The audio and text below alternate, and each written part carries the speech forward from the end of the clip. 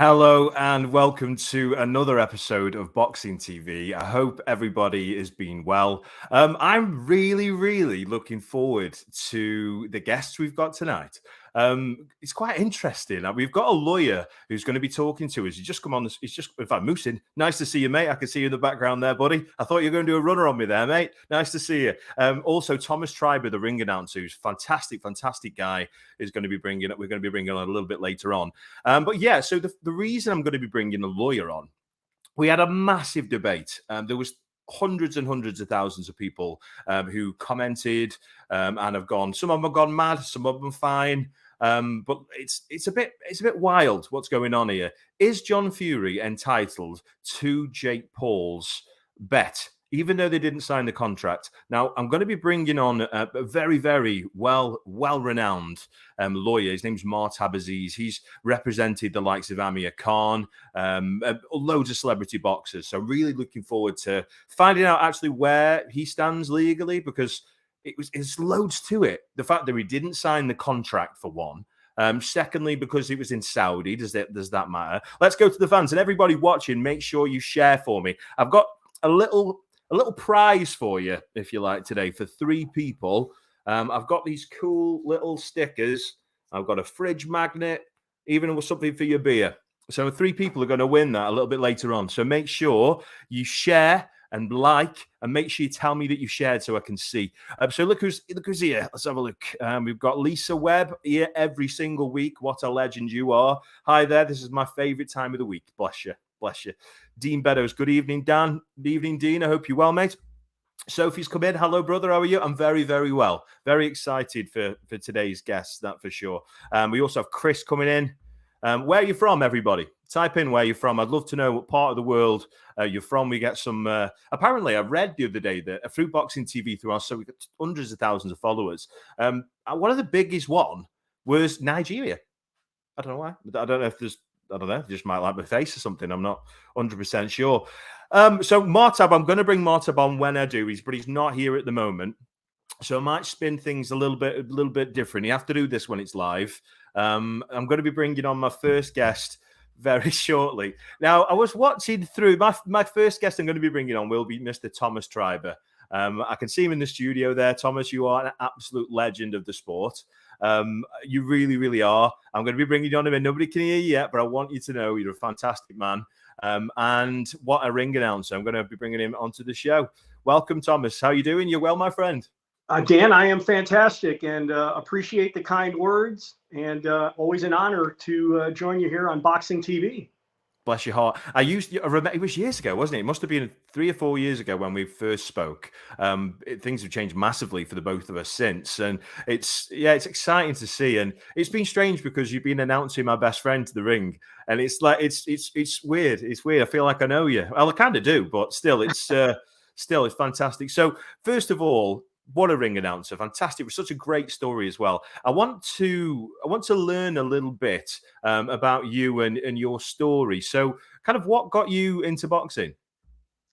Well, I was a casual boxing fan, as a teenager growing up. And but I had an interest in broadcasting. So when I was finishing high school, I was a senior in high school. A very good friend of mine, him and his brother were boxing. And his brother had just turned professional. His name is Marty Jakubowski. And he ended up having a very good career with over 100 fights. He even fought Julio Cesar Chavez and fought for a world title against Miguel Angel Gonzalez. But I just got the idea of ring announcing. So I asked them, how do you become a ring announcer? And he put me in touch with the local promoter in the hometown I grew up in, which is Hammond, Indiana. It's just outside the city of Chicago. And I just was very lucky to get an opportunity to start doing events locally in my hometown of Hammond. And eventually I started to travel and eventually start doing television in my early 20s. I made my debut on ESPN when I was 21 years old. That was my first nationally televised gig. And just kept doing it. And eventually opportunities to work internationally came about. And I've just been, very fortunate to continue to get more and more opportunities inside the ring. I mean, you've been everywhere. You've been all over the place. And, you from going to Saudi Arabia, and I've just spoke to you, and you're going to Telford. Do you know what I mean? It's a little bit of a difference there, really, isn't it? So, yeah, it's interesting stuff. So, one really interesting fact about you is, and Mahtab, thanks for joining, by the way. I can see you there now, mate. With you not being here, I had to bring Thomas on first, so I'll speak to you after. So, one really interesting thing about you, Thomas, is that you were originally a wrestler, which is really cool.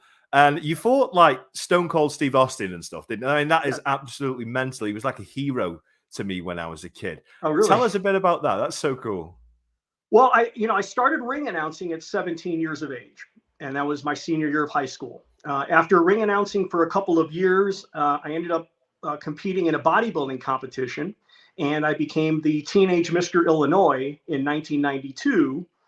And it wasn't long after that I got the opportunity to start training, because I was ring announcing both boxing and pro wrestling. And I had become friends with a professional wrestler who offered to train me. And 6 months later, I was inside of a ring.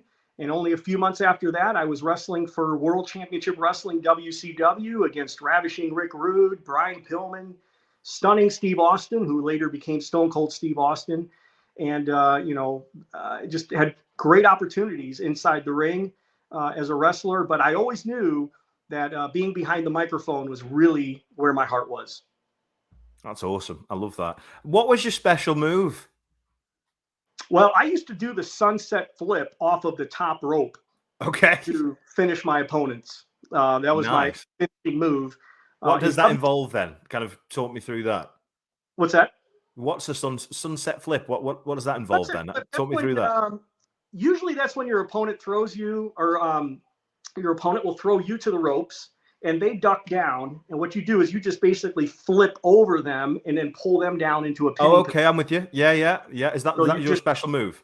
Yep. And so I started doing that, and I ended up doing that off of the top rope, which made it a much more, high risk maneuver. I was pretty, crazy at that time. I wasn't afraid of getting injured. Like today, I sprint my getting out of bed today. It's weird, isn't it? I agree with that. Right? I used to box myself years ago, and say years ago, it wasn't that long ago, but I used to play rugby, and I used to do some mad stuff. And I thought I was completely invincible. Like nothing had stopped me. I didn't care what man. I'd run into a car, and I would believe in my head that I'd probably write it off now, like if it hit me. But it's wild when you get older. You think, wait, I'm not as. I don't think I was quite as invincible as I thought I used to be once. Gio, nice to see you in the studio there, mate. So let's have a look where people are from. Who've we got? Dean Beddoes, Telford, born and bred. He's actually, I think he's one of Liam Davis's sponsors, the European champion. So cheers for tuning in. George Vella, Laredo, Texas. Thanks for joining in. Let's have a look here. Tom. Probably the guy who's followed me the longest out of everybody. Can't fault Big John for at least testing Jake Paul's resolve on the bet. Always worth a try with that sort of money on the line. Yeah, I'm looking forward to speaking to Mahtab in a second, who's going to be telling us about that. Let's have a look here. Leslie, hey up, down as usual. A great start to the week. Sunday. It's no good, is it? All right, cool. So, so going back to you then. So, as a ring announcer, I'm saying this from almost experience, because I used to sing. I used to be a singer. So, do you practice? Do you have like a script? Do you practice when you're at home? Do you do that? Or is it just literally you get a card with certain things like weight and that kind of thing and you just read it? How does that work? Yeah, I have found that it's better not to rehearse too much. I like it to come off natural inside of the ring. Of course, you have to be prepared with the detailed information, but I like to use, what I call bullet points, and then just basically ad lib the bullet points instead of, when I first started, I was so nervous that I would write, almost word for word on my note cards, what I was going to say inside the ring. Yeah. But as you get more experience and you get more relaxed, you can limit what you put on your note cards. So I really just at this point use bullet points and just ad lib it so it comes across as natural as possible. No, that's cool. I get that. I'm similar to what I'm doing right now. Yeah, pretty much. So I'm with you in that one. I want to get a bit deep with you here, Thomas. And it's just speak. Obviously, I go over to the US and commentate. I go all over the world and commentate. question. I've never been able to ask anybody because it was in it, and you're much deeper in it than even I am. So, what's it like for like family and stuff? You're going over to Saudi. I mean, what's like 2 weeks now? You're going over to Telford in the UK. I mean, you're going all over the place. I mean, what's it like? That must, do you know what I mean? Is it hard work for family and not seeing them and things like that? It definitely can be very challenging, and I'm very fortunate to have a very loving and supportive wife who, understands the importance of me having these opportunities to travel. And honestly, I couldn't do it, Dan, without her love Yeah. and support. And I've missed many holidays. I most recently even missed our anniversary. We had an event in London, which was the Anthony Yard um, Arthur Beterbiev fight. So that week was my anniversary week. And you just do your best to celebrate a holiday, before or when you return. Yeah. And just, I got to give all the credit to my wife because, Bless her. as a married man with a stepdaughter, it can be very challenging. Yeah, for sure. I mean, me and my wife are really, really close, and I always talk to her about my show. Don't get me wrong; she hates boxing now because she lives with me, but she hates it. But it is tough. I mean, when I went over to Texas for the first time, or maybe second, I can't remember. But one of the times was my anniversary, and I thought, God, I can't miss this opportunity. So I've got to try and make it up to her the best way I can. So I'm with you there. It's a tough ride. Obviously, talking about Saudi. Yep. So, wow, I mean, what a show! 775,000 pay-per-view. Wow. I mean, that's a lot. I mean, give you an idea. 320,000 was Tyson Fury Wilder 1. 520,000 was Canelo against Bivol. And we're looking at YouTuber against a reasonable novice in Tommy Fury. Pulling that kind of number is absolutely insane. And we've got Muhsin, who fought on that card as a guest a little bit later on in the show. But what was it like in Saudi? Because I'm hearing John Fury say things like, "Oh, they're treating us like kings" and all this. What was it like? Impersonation. Was it? Yeah, it was a wonderful experience. They put us at a very nice hotel. They had personal drivers for me and a few other people that I spoke to. They really made sure that we were very comfortable and well taken care of. And really amazing what they did with that venue, Dan, because that was just a parking lot. Just weeks before, it was just a parking lot. Really? And they built that entire venue just for that boxing event. Even the locker rooms were all built just for the event. They even had showers, televisions. What they did to prepare for that event, which was outdoors, was really phenomenal. I mean, I've got like a big hole in my road, Thomas. It's been there for about a year. And they can't do that, but they can put a stadium up in a car park. That's what they did. And it was, very impressive. And I mean, the sound system there, usually when you're outdoors, the sound can be a little tough, but it was as clear as day. And I was very honored, as a ring announcer, to work in a different country. I really don't think that there's any bigger honor than to be brought to a different country to ring announce. And that's why I've always been very thankful to work in England as frequently as I have, because there are, several fantastic ring announcers there. So in the UK, and for me to be brought there, always an honor every time.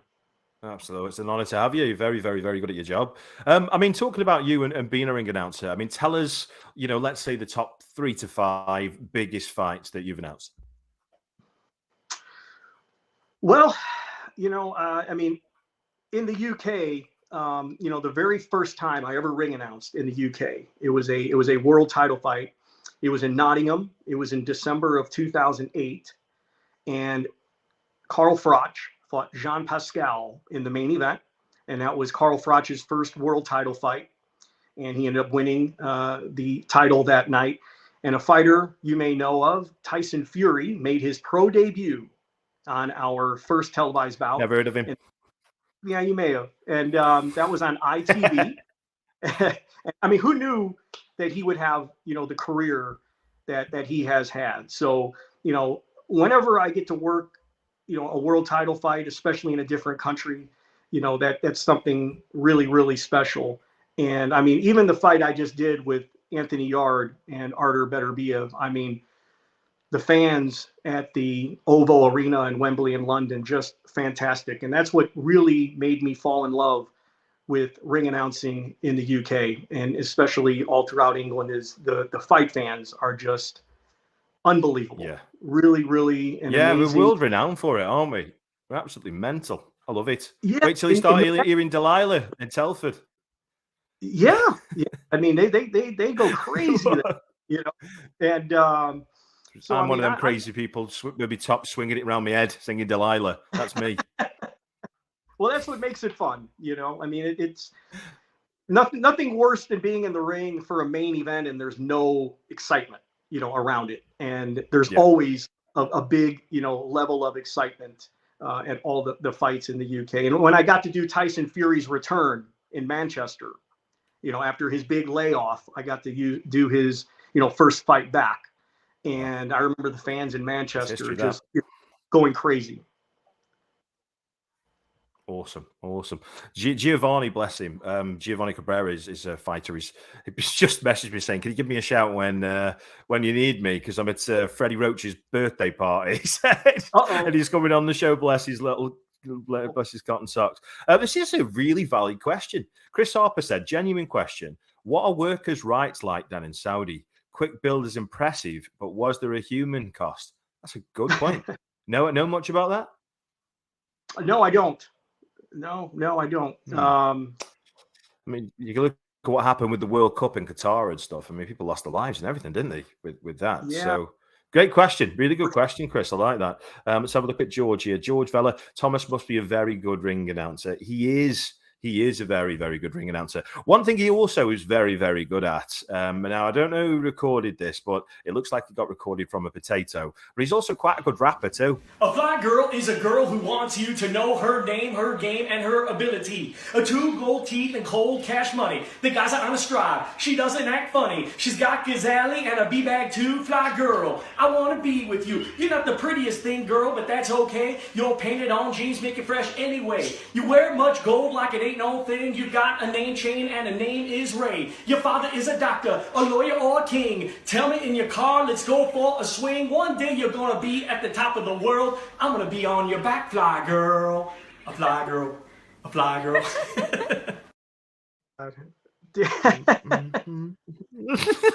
You're not bad. You could, that was very good. I was very impressed. Wow, MC Treiber, I'm loving it.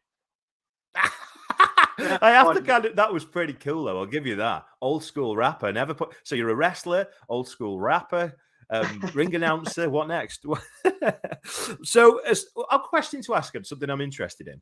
So, what you do see at certain events is someone like yourself who, not always, but when it's a really, really high profile fight, you get a ring announcer such as yourself, and then someone like Michael Buffer or Jimmy Leonard Jr. or whoever comes after.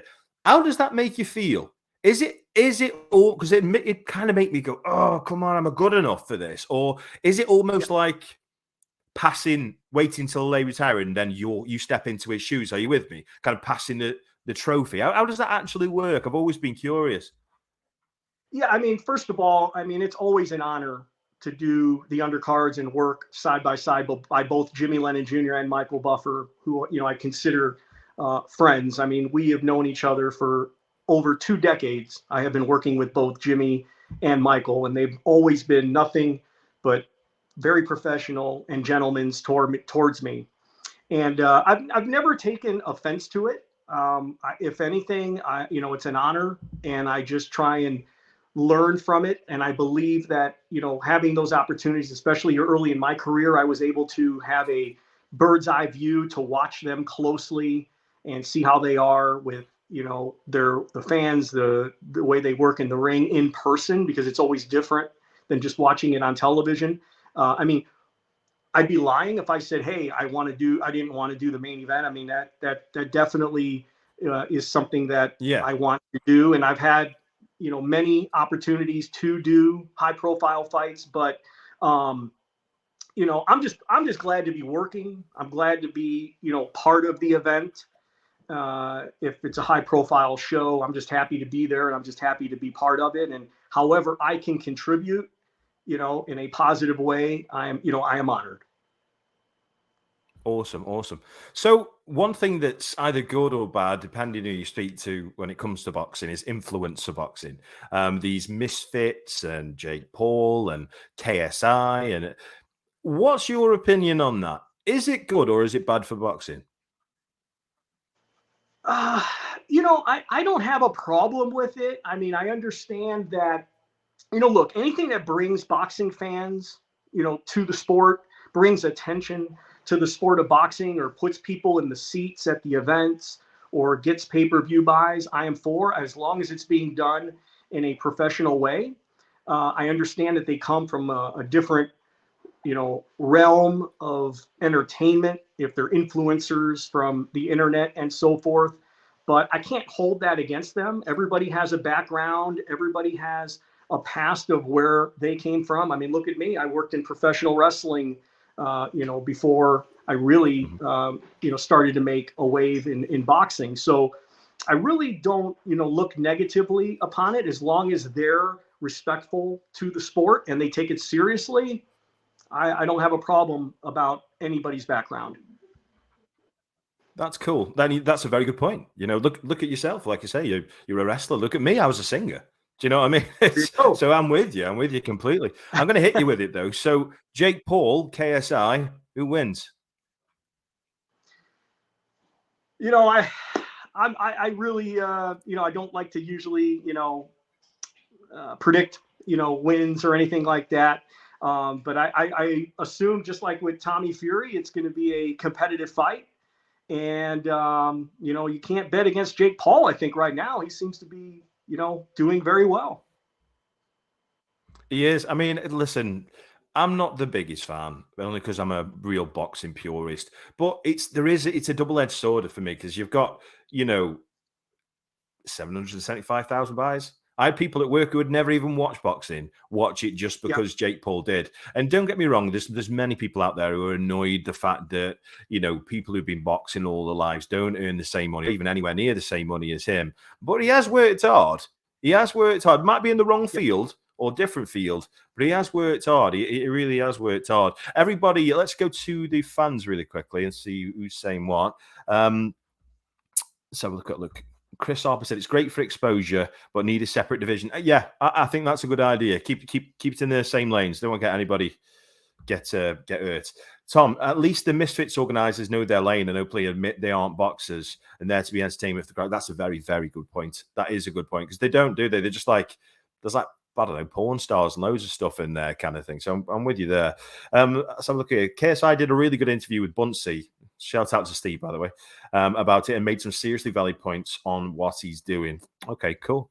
Everybody who's watching, make sure you drop a like for me and make sure you share. I've got some prizes to give away to 3 people a little bit later on, so make sure you do that. Back to you, Thomas. So we're going to be asking Mahtab very, very shortly, who's a renowned lawyer, if this bet has got some beef behind it. What's your opinion on this bet? Because the contract wasn't signed. However, there was a handshake. It was recorded. And now John Fury's saying, listen, my son won. I want my double purse. Do you think he should or not, in your opinion? Wow. I mean, that's, I really, don't know what to say on that end. As far, that legally, I don't know where that stands as far as nothing being signed. I mean, I would think that, if there's nothing that was signed, it's not really a contract. Yeah. I think a verbal agreement is one thing, but if something is not legally signed, I don't think that there's any. I mean, I think that comes up to somebody's integrity now. Do you want to live up to that? Yeah. I think, all of us growing up, we would have bets with our friends and things like that, and there were no contracts, but we would just say, hey man, I'm going to man up. You won. Hey man, I'm going to pay up. I'm going to, do what we agreed. So I think it just comes down to somebody's integrity and whether, they want to take it there. Yeah, and it's a weird one to answer, because you definitely don't want to badmouth anybody. This is more really kind of what you would do personally. it's hard to put yourself though in that perspective, considering the fact that we're not talking about $100 here. We're talking about 3 Right. million. So, you know, I'm definitely with you on that. I definitely am. So, really quickly, the final question to you: how can you be a ring announcer? How can you be a ring announcer? Not me. No. Oh. I tried it once and that was just horrendous. Okay. I did it for an MMA event, and I Okay. thought I did all right. And he asked me back, but I was mate. Made me legs. I couldn't walk the next day. I was standing up for about 12 hours. How'd you do that? Honestly, It's killed me. And people probably assume there's a lot more work involved. And just like when you do your shows, Dan, you're very prepared. You have your questions. You pull out old rap videos on me. I mean, so you're very Black girl. Prep. Do you remember that song? By the way? No, I don't know. You're too young. You're too young. But I like it. That was those were the early days of rap.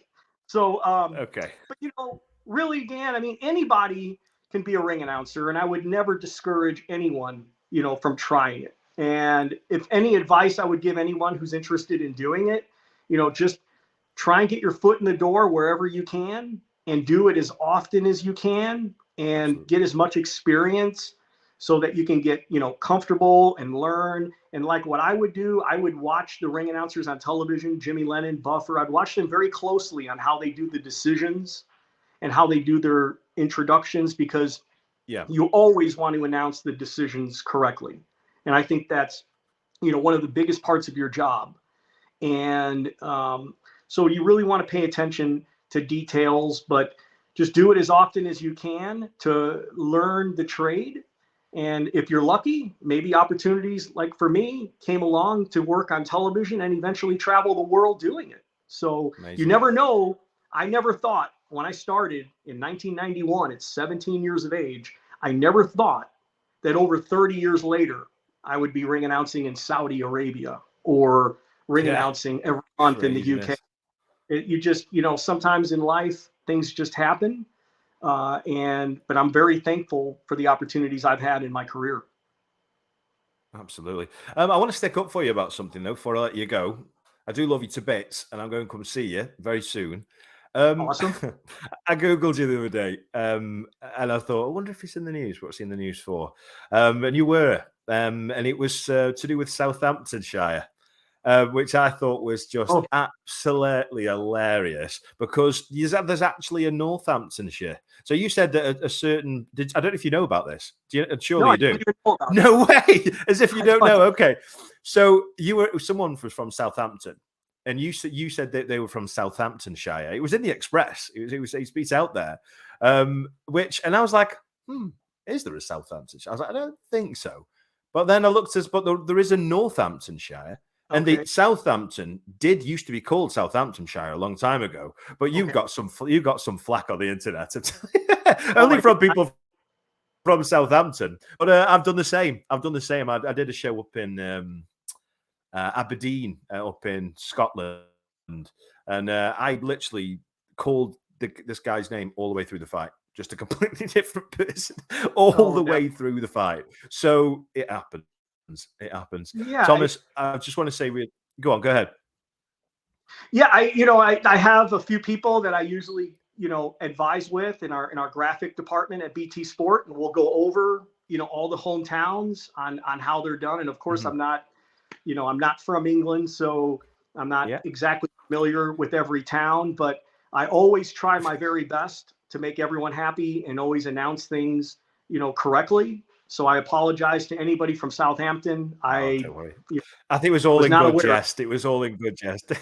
It was all in good jest. I remember speaking really recently with Sean Porter, and I asked him name me 5 towns in England. He was like, Birmingham, London, and he went, is Nottingham one of them? I was like, yeah. It was so funny, and it's because he thought it was just a magical place out of Robin Hood. So don't worry. I've got to say, Thomas, mate, you are fantastic at your job, and it's truly an honor to have you over here, because you are doing man to man an unbelievable job. So keep up to it. Now, I'd love to come see you on the 25th. I'm going to be up there early, so if we can come and meet up and have a beer or shake hands, I'd like it. That sounds fantastic, Dan. And thank you so much for the kind words. Like I said earlier, I'm very fortunate to do what I do. I love what I do. And I love all the boxing fans and especially the fans in the UK that bring so much excitement. So every time I step through those ropes, I give 100%. And I really, really appreciate the kind words. I'm going to sleep very well tonight, Dan. Thank you. Bless your heart, mate. Listen, and all the best to you and your family. And you take good care of yourself, mate. See you later. Thank you, Dan. Thank you for having me. What a man. He is something else. He is. I'm telling you, what a lovely, lovely bloke. Muhsin, I can see you back in the background there. You'll be coming on very shortly. But first of all, I'll be bringing on someone who's gonna really make my day here. In Mr.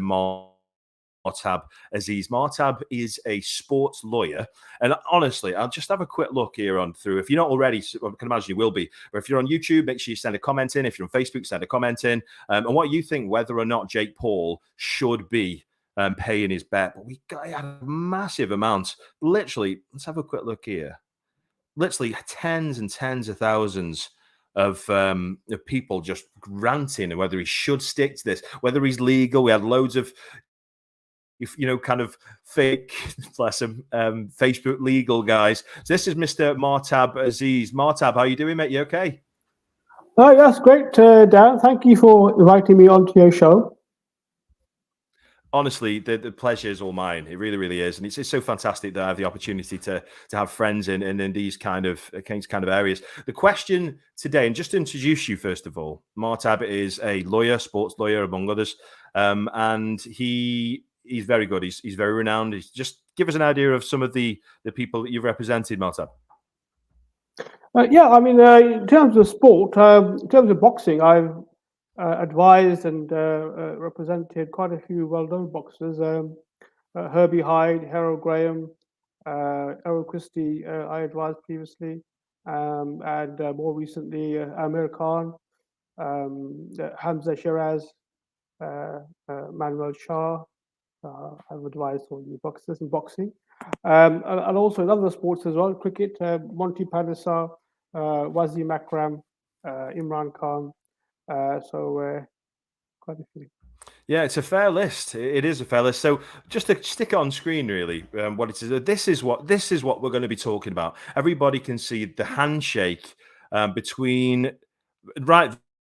this one, Tommy Fury and Jake Paul, and also the handshake on other slide will be between Jake Paul and Tommy Fury. So my question is, just to give you an idea, if you didn't see it, so at the sit down, Tommy Fury and Jake Paul shook hands on a bet. If Tommy Fury was to win, he would take double his purse. I believe it's around 6 million. So 3, then to double to 6 million. If he lost, then he would get nothing. He'd walk away with nothing at all. Now, a contract was put forward to Tommy by Jake's team. I know that Tommy signed his, and he was almost desperate for Tommy to sign his side of the contract. Now, some questions I've got for you then. So they shook hands on this deal. Jake's not yet paid up. Okay, so John Fury's kicking off, and he wants to know what's going on. As it's publicly recorded, and they are technically in a place of work, can they stand up, Mahtab? Yeah, I mean, there's a couple of issues here. First of all, this was actually the handshake or so-called, agreement or oral contract actually happened in Saudi Arabia. So it would be the law of Saudi Arabia that would dictate, in actual fact, whether there was actually a legal contract. Unfortunately, I'm not an expert on the law in the Kingdom of Saudi Arabia. But if I was to apply English law, he would certainly there would be a basis for a contract having been completed, because you only need 4 elements to a contract, and they all seem to have been satisfied. So in those terms, yes, there was in fact a legal contract made. A lot of people are under this perception that contracts have to be written. They don't. Any legal verbal contract is valid as long as it satisfies the criteria of offer, acceptance, consideration, and the intention to have a legal agreement. So Okay. all of these were in fact complied with. But as I said, it was done in Saudi Arabia, so we can't really apply English law to that. And the other thing, Right. of course, is that there would already have been a fighter's contract. The fighter's contract may well have certain clauses in there saying that you cannot alter or change the fighter's contract unless it's in writing. Right. Although obviously Jake Paul probably did it on the basis that if he was to get paid his money, and then he would give it over to Tommy. Right. Okay. Okay. Yeah.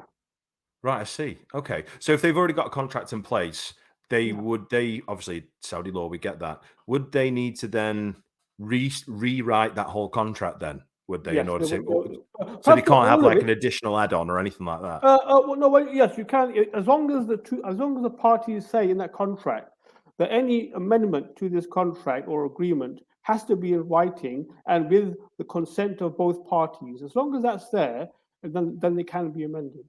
It can be amended, right? That's really easy. So, as far as like, let's just go as if it was the UK law. I know things are different over there. Don't get me wrong, but the fact that it was shaken, that's fine. It was £3 million we're talking about here. Yeah. The contract that he did get put under his, on his lap, didn't get signed. How does that kind of change things? The fact that he didn't sign it, does that kind of null and void what Tommy, was doing with the handshake if he hasn't actually? Because he did say, just to be clear on the video, yeah, I'll sign it, and he didn't. Does that affect it? If there's already a written contract, because when you say written contract, so I take it that's over and above the fighter's contract that was already out of the thought. That's right. They've already agreed to fight, but this was like a bet, and they gave him a physical contract. Right. So signed it to say, listen, you'll have double your money if you beat me. If you don't, you get nothing. Right. Jake Paul signed. Tommy Fury didn't sign, but Tommy Fury did agree to sign. And so did John Fury. Right. So the fact that he didn't, is that? Yeah.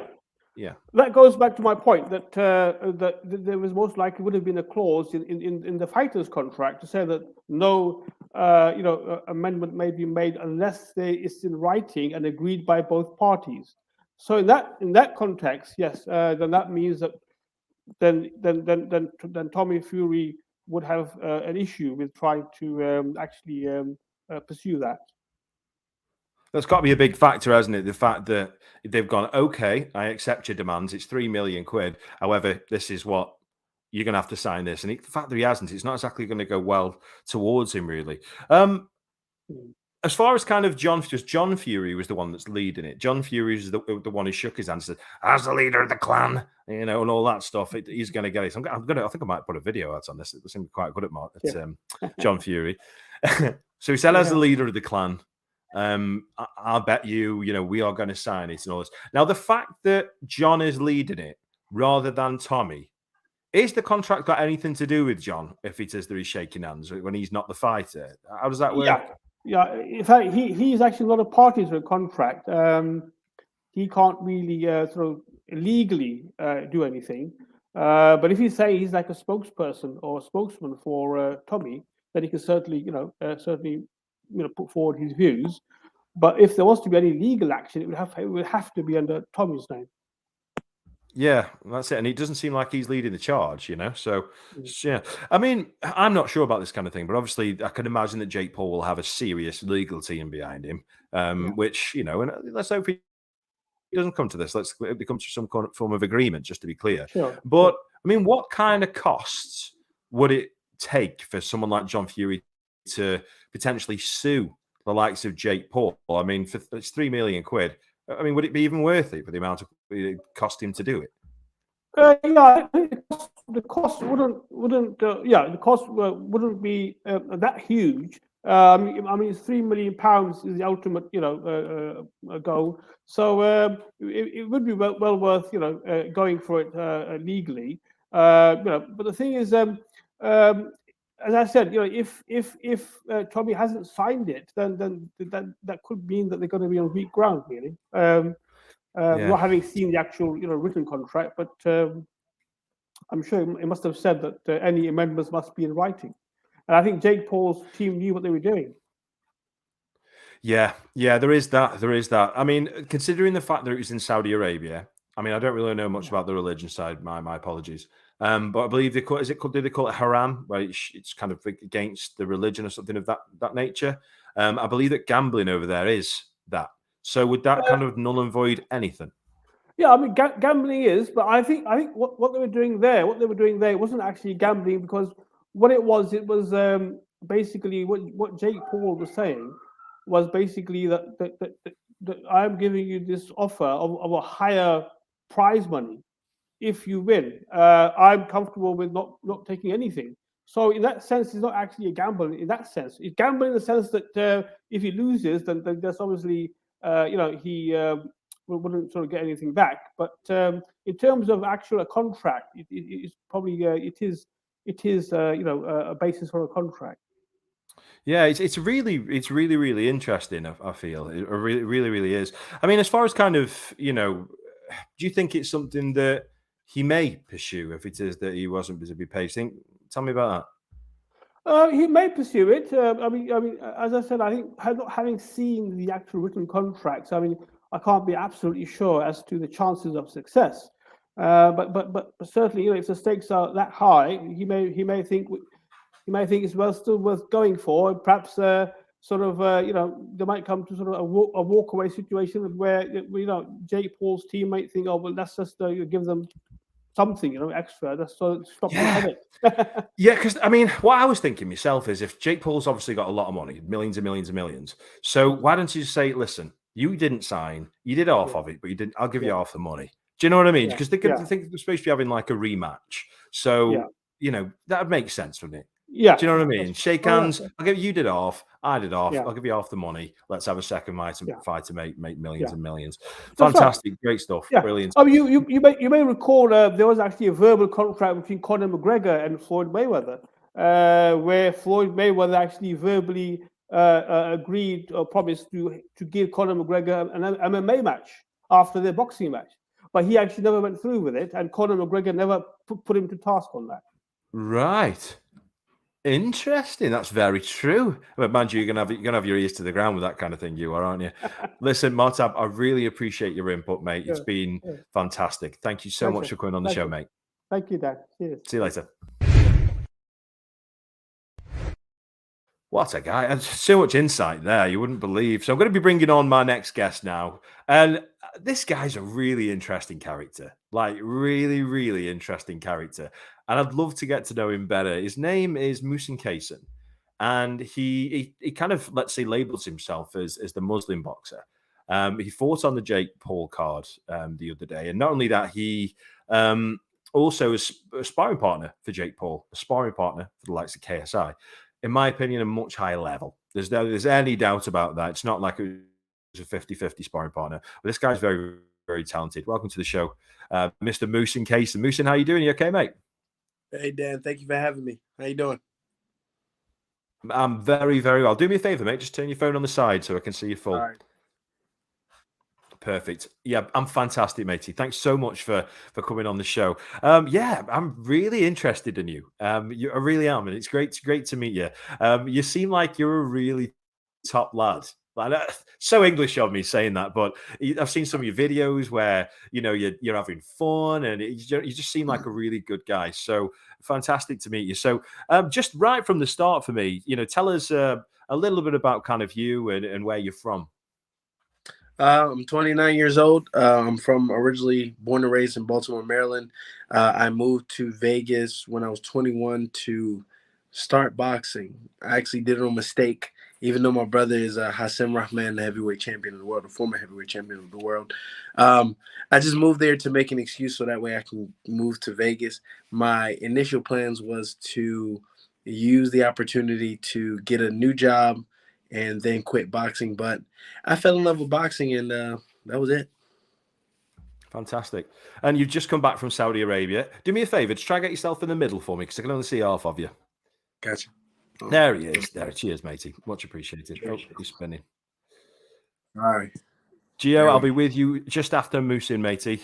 So just stay with me. I know you're at bless him. He's at Freddie Roach's birthday party. he's bless his heart. I'm having to put him off. Nice birthday party. I wouldn't mind going there myself, to be fair. But yeah, he's with Freddie, so top fighter. So you just come back from Saudi, which of course, we spoke to Thomas, who I believe ring announced you to come into the ring, which is pretty cool. So tell us about Saudi yourself then. How did you find it? Saudi was amazing. Saudi Arabia, I've been there probably 4 times now, and as always, they treat me like a king. The hospitality is amazing. The atmosphere is so much more different than when it comes to the States boxing or in UK boxing. There's not drinking. There's no drinking there, so there's no drunk fans, and you have to be, everybody's in a great mindset as far as boxing. So I loved it. There needs to be more boxing in Saudi, for sure.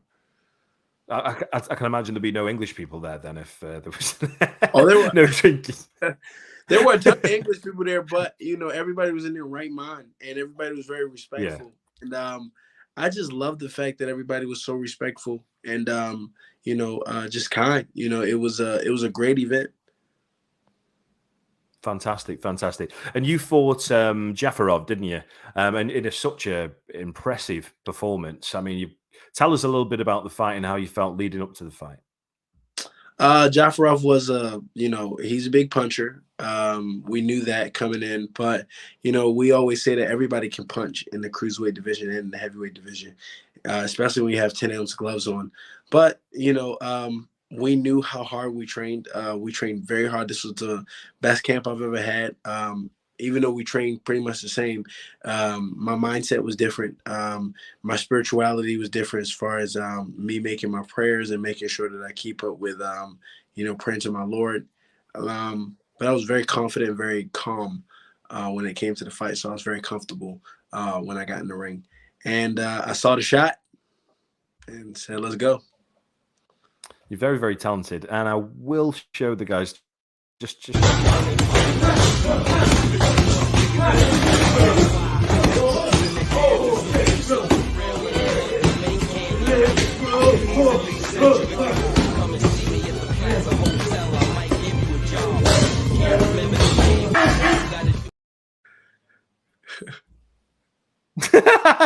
That's hilarious. I absolutely love that. This is what I mean. You just seem like a really interesting character, mate. It's brilliant. I'm a big jokester. I've always been like that, just always being calm in the ring, and always having a good time. Yeah, you did make me laugh, especially when you just got on the camera. That did cheer me up, to be fair. You mentioned his name a little bit earlier on, Asim Rahman, who, of course, shocked the world by knocking out Lennox Lewis. What was that like being at home or wherever you were at the time? I was 8, and so it's wild. It's like you're too young. Do you know what I mean? There's a fair age difference there. I was 8. Hassan was 21 years older than me. So I was 8, and it was, to this day, it was an unreal experience. And then, of course, when I went to the parade, and like kids at my school were like walking up, and for me it was just like, yeah, my brothers want to fight, and for everybody else it was like, bro, your brother's Hassan Rahman, and I don't know, it was just so normal to me. But it was just amazing. Like, I saw my dad jump in the ring, I saw my brothers jump in the ring, and it was, of course, an amazing experience. But I think it was so normalized because when I was younger, I had gotten used to it very quickly. And so I got used to the, always seeing celebrities around my brother, always seeing, fans come up to him and talk to him and things like that. So that's actually what helped me for my boxing career, and to not be so starstruck once I got to that point myself. Okay, yeah, I feel like maybe takes off, a bit of the nerves, because I bet you've been around some pretty high profile people in boxing, I would have thought. I have, Michael Buffer, everybody, Michael B. Jordan, Mike Tyson. I've probably been around everybody, or seen them in some form or fashion. And, I've never been starstruck because my brother was such a big star back in the day. It was normal. And so now that I've become this small star in my own fashion, I guess I know how to handle it.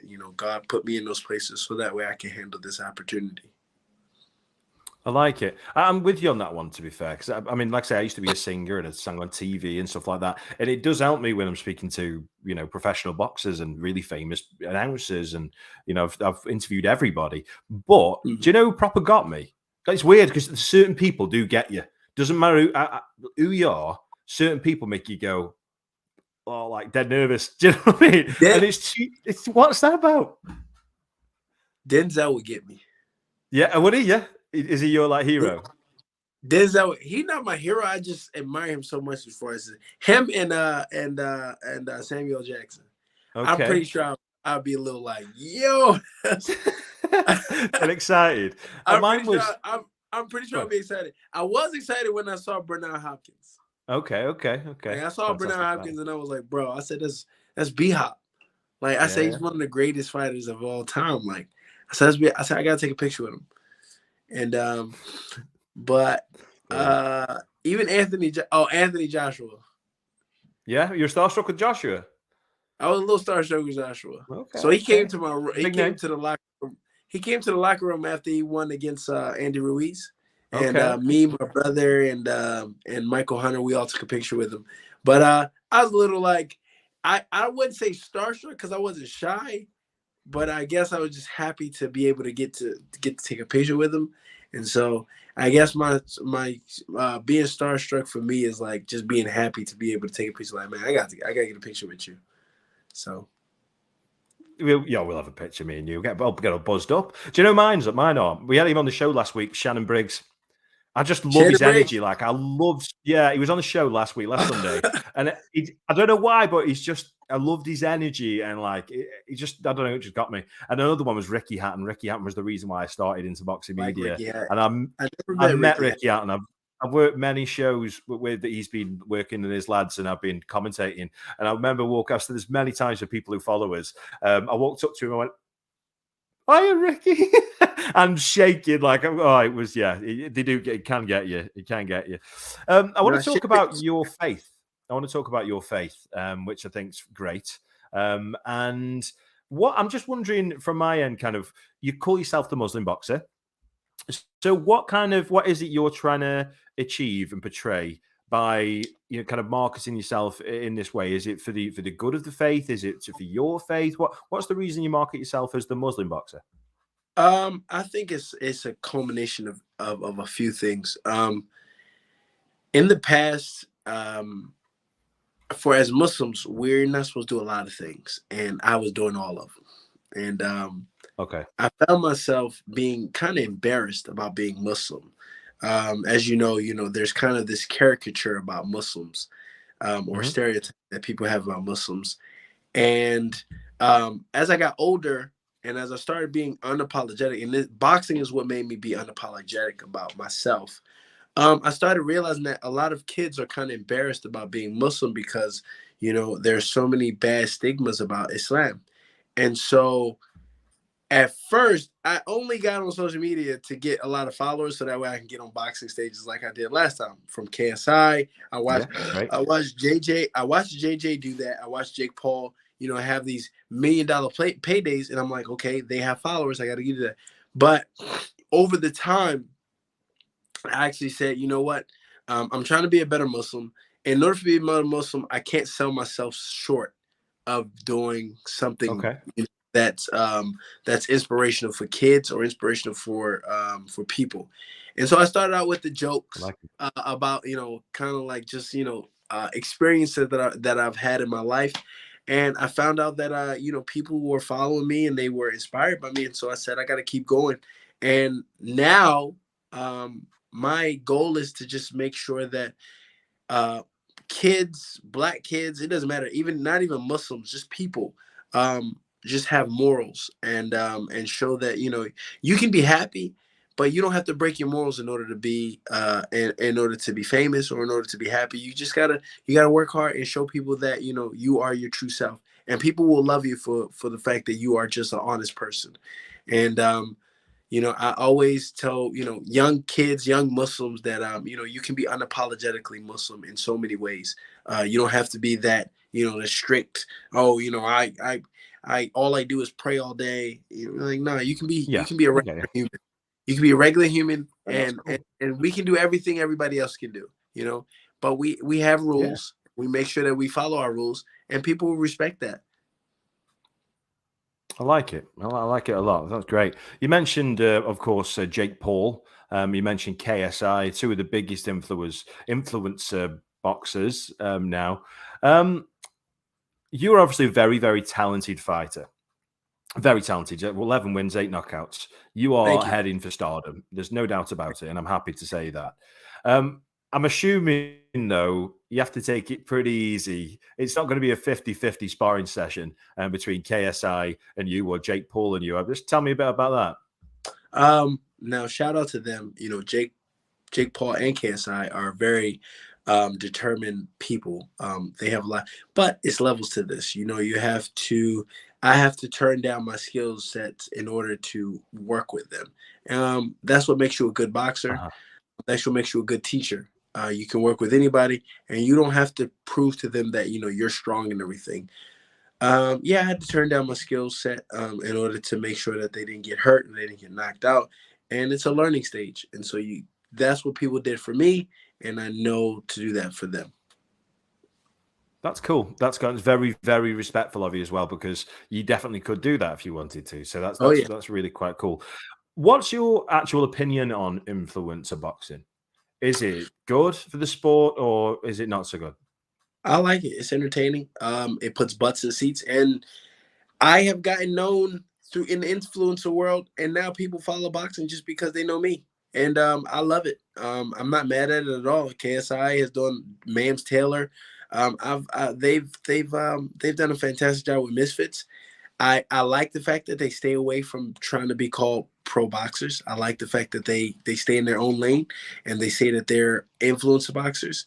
And I appreciate the fact that they're bringing other people to the boxing arena because they see their skills as far as the Misfits, and then they see, real professional boxers. And now they're like, okay, well, now that I know a little bit about boxing, let me see what these other guys can do. And the fact that I have tried to blend in with the influence as well, as far as my social media and things like that, it gets me a lot more fans because I'm still being mentioned in Misfits. I'm still being mentioned in the Zone and all that other stuff. So I love it. I appreciate it. Shout out to KSI, shout out to Jake Paul, shout out to Slim, shout out to Hassan Rahman Jr., my nephew. Shout out to so many, Adam Saleh, who just won. Shout out to all of those guys who are putting a name for boxing, because boxing was dying. It was unfortunate, and only the purest of boxers that were watching boxing. You were only watching like the top fights. A lot of people only knew the top names in boxing, and now people are starting to know the small guys like me. In a lot of ways. And so I really appreciate it. I'm not mad at it at all. It is bringing new eyes. It is. Whether people think they're the right eyes or not is up to them, but it is bringing new eyes to the sport, and it's nothing wrong with that. Who would win in a fight between Jake Paul and KSI? Relationships aside, just based on current skill set, who do you think could win? Current skill set, I'm going to say Jake. I want to see KSI do a lot more. KSI is so strong in so many ways that he's like me, honestly. I had to learn how to box. I had to learn how to not show my power all the time. I had to learn how to not throw every punch in such a hard fashion where I would get tired. So right now, I will say Jake, but we'll see when it actually comes to fruition, because, or to paper, because KSI is always a person that will keep learning on the job, and he's such a confident person. You never know what JJ will come to the ring, and you never know. And same thing with Jake. You never know what Jake will come to the ring. So I think it's going to be an amazing fight. Skill wise, I say Jake has the better skills. Power wise, I say JJ has the more power. And Okay, we'll see. interesting. We'll see. Yeah. So skills and power. It's quite cool that you're friends with both too. Yeah. I try my best. It's good of you to say. Yeah, I try my best to be unbiased, but also real. and honest, because I hate people who be That's why like, I mentioned current skill set. yeah, I hate people who are like, yeah, this guy's gonna win, and you're like, bro, you're not gonna win. This is a slaughter, and it's a slaughter, but you're gonna go with your guy, and I'm not mad at you, but your guy doesn't have the skill set. So with them, like I said, Jake has the skills, has the better boxing skills. JJ has the better power, and we'll see, what works, because styles make fights, and that is a great fight. It really is, yeah. I'm looking forward to seeing that. So you've Me spotted too. the likes of the very, very talented Jaron Ennis.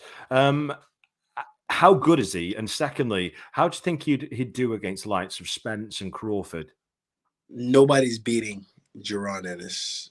When I tell you Jaron Ennis is so talented in his own way, the kid stays in the gym. He has a lot of power. He's very talented as far as his boxing IQ, his stamina. He is there was Roy Jones, there was Muhammad Ali, there was Sugar Ray Leonard, there was Roy Jones, there was Floyd Mayweather, and it's Jaron Ennis next. Yeah, you rate him that highly. Yeah, he is a generational boxer, and we're just waiting on his chance. That's a hell of a comment. No, we're just waiting on his chance. That's it. I think Crawford gives him, and this is my guy, but I think Crawford gives him a much more challenging fight than Spence. Okay. But for the most part, I've seen Crawford get hit, and I don't think he's going to be able to take Jaron Ennis's punches. So yeah, we'll see. So do you think that he'd stop him then? Do you reckon he'd probably end up stopping them? I wouldn't say stop. I know he'll hurt him. Crawford is such a talented fighter, and he's one of those generational fighters as well. I wouldn't say I'm not going to say stop him, but I definitely know that it's not going to be a slugfest with Jaron Ennis. It's going to be a boxing match. Yeah, because they're going to be on their toes. Nobody's going to try to slug it out with Jaron Ennis, except for Errol Spence, and I think Errol Spence will get stopped for that. Okay. So you think he'd stop Spence? Interesting. I think he'd win against Spence and Crawford. Stops. Ooh, Crawford. I'm going Crawford. And what are you saying there? So he stops what? Sorry. Crawford has more angles and he boxes better. So I like the angles of Crawford. Even though Spence is a way bigger fighter, I believe he's a harder puncher. I don't think he'll be able to hit Crawford with the shots that he wants to hit him with. So Spence will have to box a lot more, and I don't think Crawford will let him land those big shots that he usually lands on people. Fantastic. That's a great insight, especially with somebody who shared the ring with these people. So fantastic. Muhsin, I just want to say it's been incredible to meet you. It really, really has. Fantastic performance the other day. And keep on keeping on with the Muslim boxer thing. And I couldn't care what religion you are, what race you are, as long as you're a nice person, whatever. But the fact you're doing that and you do, pushing a faith and a peaceful faith, I respect you very much, mate. And thank you so much for coming on the show. I really appreciate it. Thank you for having me. Thank you for letting me share my story and share my platform. Thank you so much. The pleasure is absolutely all mine. I'm looking forward to following your career. Cheers, champ. All right, champ. See ya. What a top guy. Oh, I like him. I'm definitely going to follow him. Now, I'm going to be bringing on my next guest here. He is a very good friend of mine. He is a very good fighter. He's 21-0 now as a professional.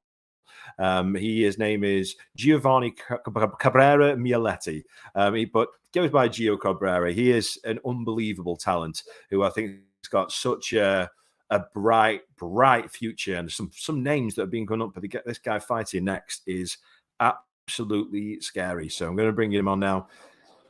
Giovanni Carbrera, my brother, how are you? Van, I am doing amazing, brother. Enjoying this beautiful Sunday. I'm actually at they rented out the restaurant at the bottom floor at the Pendry Hotel here on Sunset in Los Angeles for Freddie Roach's birthday. So yeah, man, life is good. Life is good. So I'm speaking to you at Freddie Roach's birthday party right now. Yes, sir. Yes, sir. The one and only. That's not a bad birthday. Not a bad birthday. Can you do me a favor, Gio? Can you just turn your phone to the side, mate? Just to to this? Absolutely. Absolutely. Just so we can see you full on.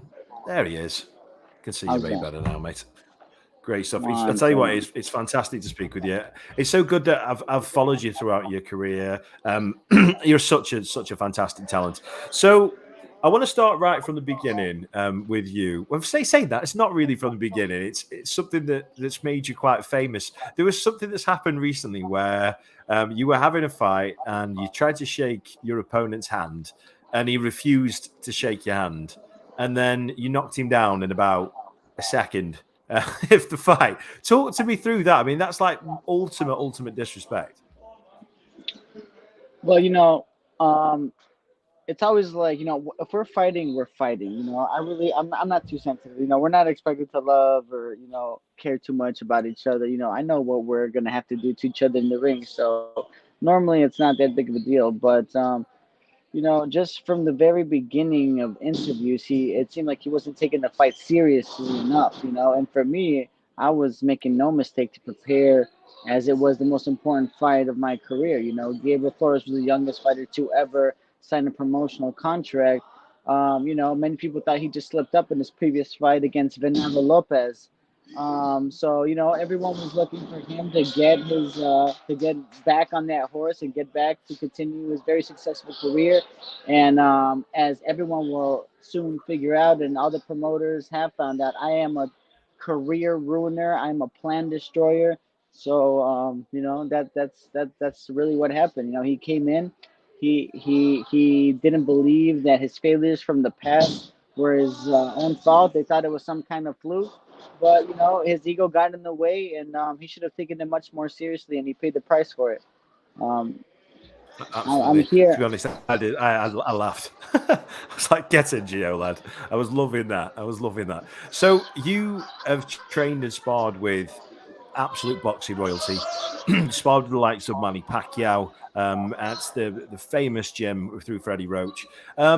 Tell us basically, what did that teach you to do them rounds with someone as prolific and as legendary as Manny Pacquiao?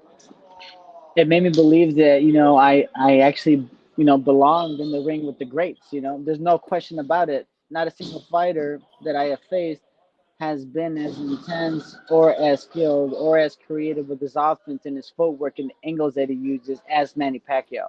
So I withstood Manny Pacquiao, and I obviously it's not the Manny Pacquiao of 2009, but definitely still enough to beat all the undefeated prime welterweights of this time, except for Mayweather. And Ugas was a very last replacement for Earl Spence Jr. And with the style, with the height and the reach, it made it very difficult.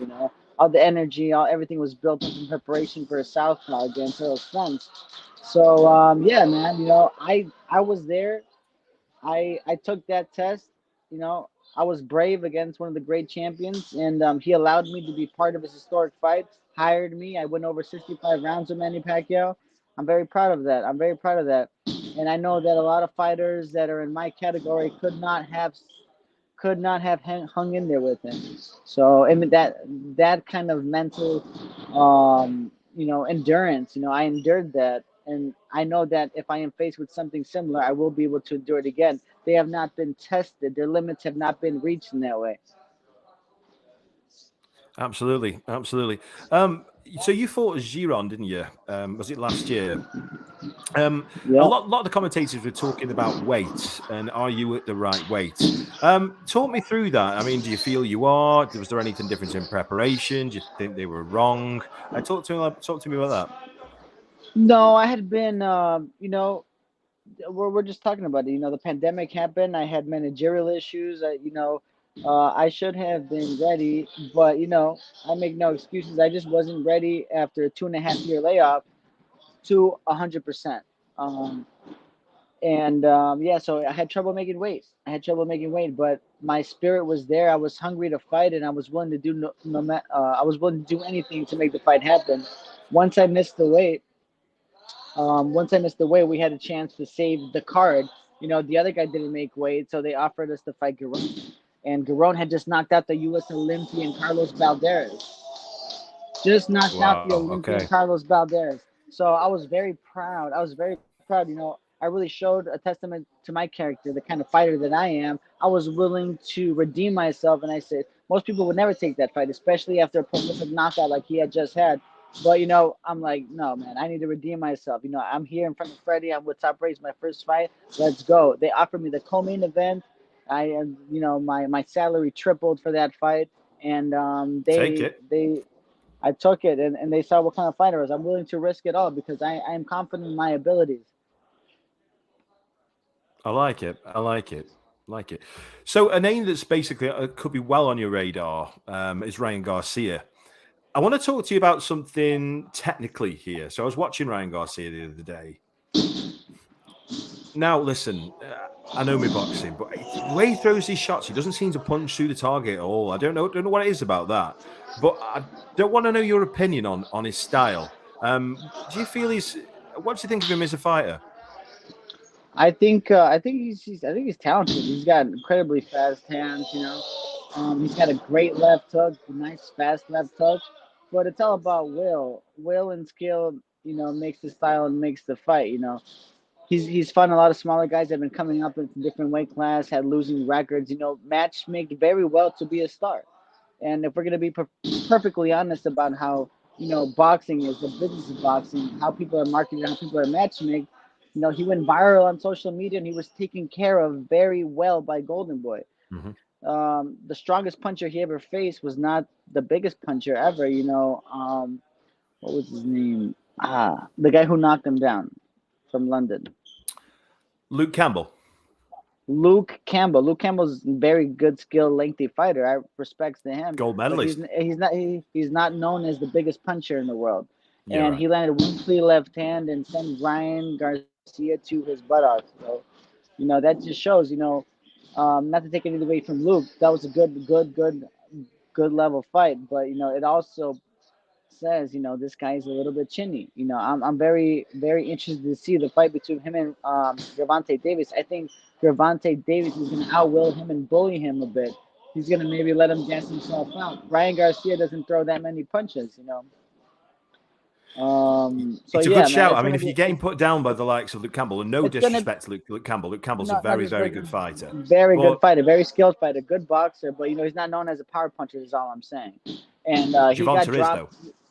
Gervonta is, and he's very dangerous. My dream fight is to fight Gervonta Davis because I want to be a true champion that goes after the best in boxing. I'm not here to dance around anybody. They nicknamed me El Cabron for a reason. I'm here to conquer the lightweight division. And Gervonta Davis is the big bad wolf. That's the only fight I'm interested. But Ryan Garcia, if he beats Gervonta Davis, everybody must bow and say, okay, we were wrong about him. Everybody was wrong about him, and he was a true champion. I don't think that. Many boxers don't think that. Many people, many seasoned veterans don't think that as well, for all very good reason. There's not much that he can argue for in his favor, except for there's been a lot of publicity and a lot of good matchmaking on his side. That's where you have other fighters who have fought from the ground up, like myself. I've defeated more undefeated fighters than any prospect in boxing history before a title. And anybody under 20 fights didn't fight as many undefeated fighters as me. But, this is the destiny of the independent boxer, of the artist coming up, starving, struggling. That's what makes true great champions. Yeah. Marvin Hagler had a similar story when he beat the best opposition he could and never really got the recognition because of Sugar Ray Leonard and different things of that sort. But my time is coming. Everything is actually working out perfectly. I've had some huge fight offers now, some really big fight offers. They offered me Cambosos in Australia. They offered me Maxie Hughes in London, all IBF eliminators. And now we're closing in negotiations for Pitbull Cruz. Some big names there. They're all huge fights. Hey, look, I was supposed to fight Maxie Hughes, but I guess something didn't work out with the Zone and Eddie Hearn, and the fight didn't get made. And then I had an offer to fight Cambosos, and I think they thought that Maxie Hughes was a better option. I think they both thought that they were safer fights for each other. So, hey, that should be on the record for the public to know, for boxing fans to know. They avoided Giovanni Cabrera. If it was business, whatever, if it was personal, I don't care. But they did avoid it, and now they may be fighting each other. Respect to them. If they want to fight at any time, I'm more than happy to accept the challenge. But as of Fantastic. right They now, are some amazing names. I have a dangerous man in front of me. Hopefully, we get the fight made. We're finalizing the details of that. I really want to fight Pitbull Cruz. Pitbull Cruz is a great Mexican fighter. I have Mexican blood. My father's from León, Guanajuato. I speak fluent Spanish. I lived in Mexico. I lived in León, Guanajuato. The Mexican people are my people, and I think on that day, both of us are gonna raise the respect and the admiration for Mexican fighters. Both of us will make a great fight. It's gonna be an action-packed fight. I'm there to fight. I'm there to win. I'm here to take my place amongst the lightweight greats. Absolutely love it, and I love how you developed as a fighter and as a man. It's great. I love coming in from YouTube, Joshua Cabrera. Thanks for make sure you subscribe and like on both Facebook and YouTube, so more people can get to see this. So going back to Gervonta Davis and Ryan Garcia, how do you think that fight will pan out? How do you think he'll win and how? I think Ryan Garcia is gonna, try to, use a little shoulder roll, keep his distance with his jab, and try to time Gervonta coming in with that left hook. I think Gervonta is smart enough to use angles, to throw feints, to throw more than one or two punches. Ryan Garcia clinches or does a little shoulder roll, ties up, then separates and starts the whole process over. I don't see a variation in Ryan Garcia's attack. What is creative about what he does? He kind of bullies the smaller opponents that he's had. Not to say that he isn't talented. I know his skill level. He's good. He's a good fighter, but he hasn't been tested.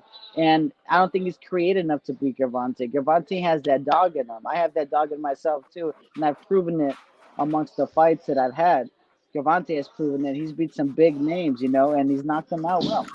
So now it's Ryan's turn to prove to the world what kind of man he is, I like it. Fighting talk. I'm absolutely loving that. So obviously you're working with the likes of Freddie Roach. What's it like working with such, boxing royalty? No, it's an absolute honor. Freddie deciphers all the bullshit in boxing. He deciphers, whatever kind of behavior a fighter may be developing. The wild card boxing gym is the perfect place to bring you down to fucking earth. Everybody's going to tell you the truth. No one's going to kiss your ass, and it's all about the work that you do. If you walk in with your head big, everyone's going to start being like, yo, what is wrong with him? Well, who are we compared to Freddie? Everybody must be humble to the greats before, and I have that kind of environment. Everybody from all over comes and wants to prove themselves in front of Freddie. It's the best sparring in the world as a result of that. And Freddie, he deciphers all the bullshit. He'll cut through whatever misconceptions you may have and say, no, it's actually this simple. Whether how to throw the jab or the hook. And, a lot of the times, boxing is the only sport in the world where anybody can become a trainer or anybody can become a fighter. So the boxing information has been diluted. And Freddie, as we all know, was trained by Eddie Futch, one of the all-time greats. All-time great trainers, one of the few legendary, and Freddie is the last great legendary link to the past of boxing and the glory days of boxing. So all that, man, I'm honored to be here. Nice. I greatly appreciate it, and I'm bringing all of this with me. Because I have the respect for the sport.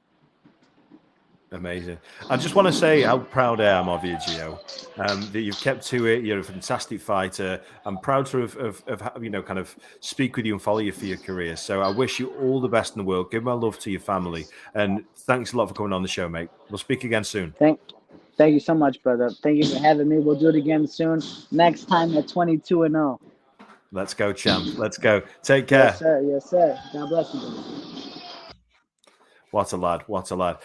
Fantastic. We've got such a jam-packed shows over the next week. So every Sunday, we're going to be bringing you the best fighters from around the world. And as always, thank you so much for tuning in here at Boxing TV. Love to everybody who likes and shares and comments to all the content I put out there. So as I say every week, stick into your boxing and take care of yourselves and your family. All the best.